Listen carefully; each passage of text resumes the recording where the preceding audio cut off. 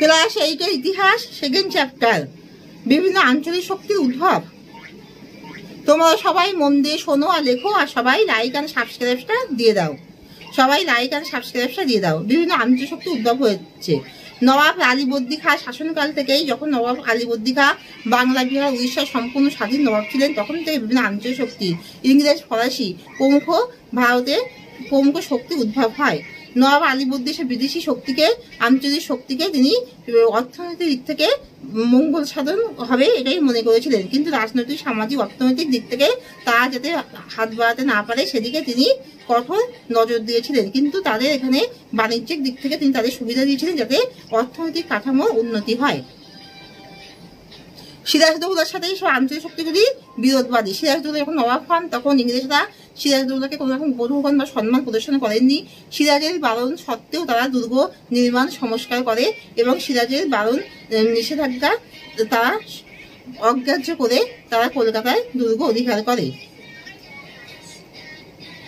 আর আলীনগরের সন্ধি তারা ভঙ্গ করে ও তারা ষড়যন্ত্রে জড়িয়ে পড়ে। আলীনগরের সন্ধি ভঙ্গ করে ও তারা সিরাজের সাথে পলাশির যুদ্ধে নেমে পড়ে।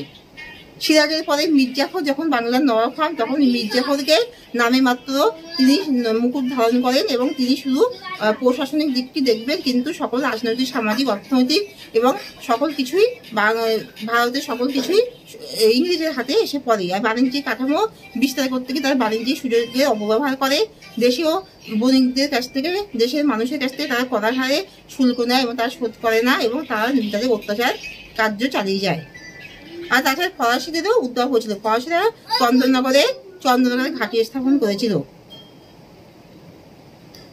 মীর জাফরের পরে মীর কাসিম, তিনি যখন নবাব হন তখন মীর কাসিমও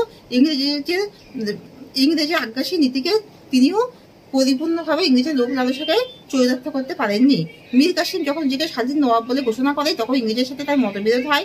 মীর কাসিম ইংরেজের বিরুদ্ধে যুদ্ধ করে। কাটোয়া, গিরিয়া,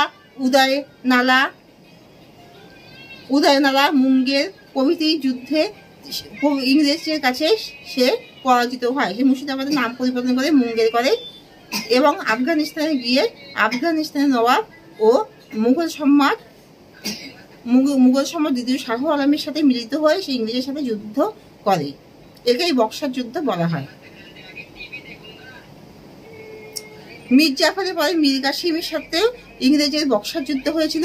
মীর জাফর তো ইংরেজের চাহিদা মেটাতে পারেনি, তাই তারপরে মীর কাসিম সম্রাট হবে, তার সাথে ইংরেজের বক্সার যুদ্ধ হয়। আর পলাশি যুদ্ধ, নবাব সিরাজদৌল্লার সাথে ইংরেজের যে পলাশি যুদ্ধ হয়েছিল ভাগীরথী নদীর তীরে পলাশি প্রান্তরে কলকাতার নিকটে, এই যুদ্ধে পলাশি যুদ্ধ নামে পরিচিত। মীর জাফর, জগৎ শেখ প্রমুখের বিশ্বাসঘাতকতায়, রাজবল্লভ প্রমুখের বিশ্বাসঘাতকতায় নবাব সিরাজদৌল্লা ইংরেজ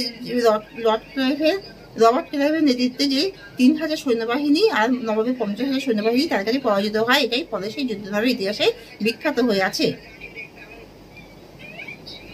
জগৎ শেখ মীর জাফরের সাথে হাত মিলিয়ে নবাব সিরাজদৌল্লার পলাশি যুদ্ধে কারণ হয়ে দাঁড়ায় এবং ইংরেজের সাথে গোপনে ষড়যন্ত্র করে নবাবকে মশার থেকে সরানোর যে চক্রান্ত করেছিল সেটা হলো জগৎ শেখ। অন্ধকূপ হত্যা।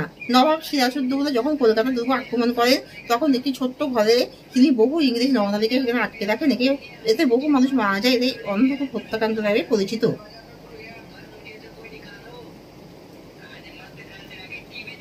দক্ষিণাত্য অঞ্চলে ইংরেজরা আধিপত্য বিস্তার করে, দাক্ষিণাত্যের সমগ্র অঞ্চলে তারা আধিপত্য বিস্তার করে, বাণিজ্যিক দিক থেকে, অর্থনৈতিক, সামাজিক এবং তারা সমগ্র ভারতবর্ষ গ্রাস করে নেয় এবং তারপর বাংলা, বিহার, উড়িষ্যা প্রমুখ জায়গায় তারা স্বাধীনতা অর্জন করে এবং সম্পূর্ণ ভারতবর্ষের স্বাধীনতা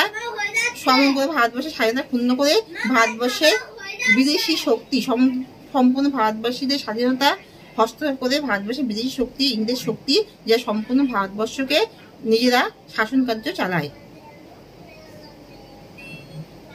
এখানে শেষ করছি। তোমরা সবাই লাইক আর সাবস্ক্রাইবটা দিয়ে দাও।